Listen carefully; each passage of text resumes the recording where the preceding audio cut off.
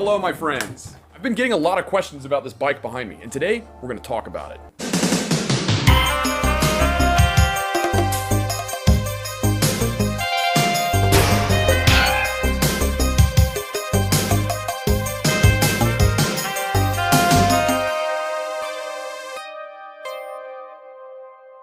I've been getting hit up through the comments and through email about this bike behind me, and I figured that I might do multiple videos about it, this being an intro video. And by making these videos, honestly, it might help the project move quicker. And I fully expect you guys to roast me in the comments if I'm not making progress quick enough. Please. So let's get into it. Question number 1. T. Rowan, why are you doing this? Why are you building a bike? Because it's fun and that's what I do. Because I got a thing for speed and electrons, and EVs can be the love child between those two. So I've helped design and build several electric vehicles in the past. An electric race bike with the Southern Polytechnic State University electric vehicle team. And it was a pretty cool bike. We ended up blowing the battery pack up though. Turns out the 700 amps through a pretty crappy connection causes a lot of heat. But we had a lot of success with an electric go-kart that we raced in the Purdue EV Grand Prix every year. And we even won first place, and we learned a lot in the process. And then I built this Frankenstein of a bike. It's a Honda CB200 converted to electric. And it was a lot of fun to ride. I'm kicking myself now because I was hard up for cash, I was broke, and I sold it to these students from Virginia Tech at the time, so the bike is long gone. Then, I bought a little slice of EV history, a Nova Cruz Veloci, which was an electric motorbike that was manufactured in the early 2000s. It had a pretty cool CNC'd aluminum frame, and I had plans to beef it up a little bit, make it faster, use it as a project bike. Tragically, it was lost by YRC Freight as it was shipping from Georgia to LA. I was left bikeless and downtrodden, and I was ready to find something new. That's when I saw this bike on one of the forums that I'm on, and the owner was gonna part it out. I figured it would make a great rolling chassis, to just start with something and build on and have something to ride. And I don't have a garage right now, so, that makes building a full-scale motorcycle very difficult. So I decided to start with this bike and have something fun to rip around, on-road and off-road. So what is it? It's basically just a stealth bomber clone, or you'll see them called electric enduro bike chassis on Alibaba and other sites. It's like an e-bike had sex with a dual sport enduro motorcycle. This bike is somewhere between the two. It's got inexpensive Zoom mountain bike front forks. It's got a D&M Burner RCP 2S rear shock with a 550-pound spring rate, Tektro disc brakes front and rear, and 2.75 by 19 tires front and rear. The battery pack is a 20 series 10 parallel pack that uses Samsung 25R 18650s. So the pack voltage is about 74 volts nominal and has about 25 amp hours and an 8C discharge continuous rating, which is about 200 amps, which we can test out right now with a tongue test.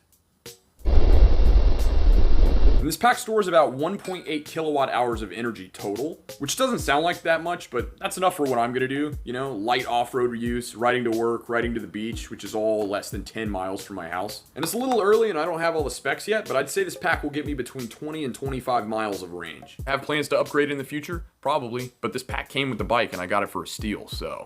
Another thing about this battery pack is that it has a dumb BMS, which means I can't communicate with it. So the BMS is working to protect the cells against over voltage and over discharge, but I can't actually extract cell voltage data and more from the BMS. So if I want to continue using this pack in the future, I could rip that BMS out and replace it with one of my own choosing.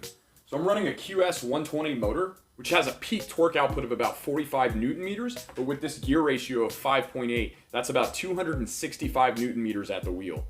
With the motor controller that I'm pairing with this motor, I'm expecting to see about 12 kilowatts of power peak. And the motor controller that I chose to use is a Kelly KLS 7245N, which is good for about 350 phase amps peak. This motor controller also allows me to pull data such as pack current, pack voltage, motor current, motor temperature, etc. using CAN bus, and I'll be able to use that for data logging.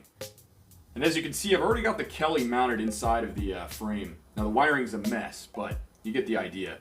Now I may need to move this Kelly controller to the exterior of the frame, but we'll find out with temperature data how hot this thing gets under load. So the performance of this bike, this is all guesstimation right now because I don't have accurate specs and it's going to take testing for me to figure that out. But I'm guessing about 12 kilowatts peak with this motor and controller combo. 260-ish Newton meters of torque at the wheel. And I don't know what my peak RPM yet is, or the speed of the motor, because I've got to flash new software to the motor controller to allow for field weakening. Adding a field weakening function will allow me to trade off torque for more RPM in the top end of this motor.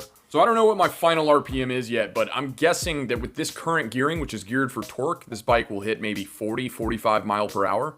So that's obviously something I can change for the future, right? If I want a higher top speed for this bike. All right, so planned projects for the bike. What am I gonna do? What am I gonna work on? One of the first things I need to add is some sort of energy meter. Since the BMS is dumb, I have no way to tell how much energy I'm actually using or how much is left. So one of the first things I'm going to do is build a vehicle control unit, or VCU, which will help determine how much energy I've used.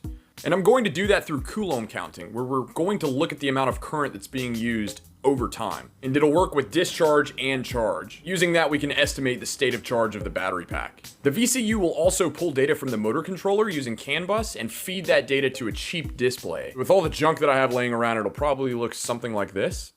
So it'll be a poor man's cycle analyst, really, is what I'm making. And then I can always scale up later. I can make it nicer, better, faster. The goal right now is just to get it working. For the VCU, I'll probably use an ESP32 microcontroller, which has Wi-Fi and Bluetooth functionality built in and costs less than $10. And this will allow me to use a smartphone down the line, to view data. I can use the phone as a display. I can data log using the phone. So many possibilities. Some of the other next steps for this bike, I'm going to be doing some 3D printing of parts. I've already 3D printed contactor brackets, so that's pretty cool. I'll do that in future videos. Really need to 3D print a mic stand. Look at this, folks. I'm using an oatmeal container as a mic stand right now. It's pretty bad, but that's where we're at. So as I said, I'm going to flash the controller with new software to increase the RPM of this bike, which will crank out more top speed for us. And if I get bored with this motor controller combo, I'll probably just upsize it and make it even faster. The immediate goal is to just get this bike running as soon as possible. Simple, scrappy, and safe, but safety is definitely third. And I'm gonna have to register this bike as a moped, but that's fine because it's a one-time fee and insurance is not required. So I'll have to add turn signals, brake light, headlight. That's gonna do it for this intro video. Thanks for watching, guys. Feel free to follow me on Instagram if you wanna follow the build process and see updates. If you like this video, go ahead and smash that like button. Maybe subscribe, because I got videos coming every week. Thank you guys for watching, and be safe out there.